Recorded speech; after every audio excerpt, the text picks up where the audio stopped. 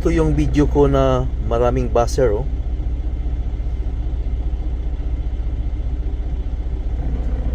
But anyway, maraming salamat sa mga buzzer. Yung video natin para itong yung recipe ng pagkain. Tapos yung buzzer, yun ang magic sarap. Sila magpapasarap sa video natin. Maging trending yung video natin at pinag-usapan. But man, shout out yan sa mga buzzer. Maraming salamat sa support. At nandito tayo sa Amerika, may freedom of speech tayo. Parang Pilipinas rin, di ba?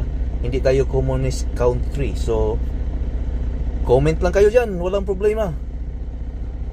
At salamat again sa support nyo. Kung hindi dahil sa buzzer, hindi mag-trending yung videos natin.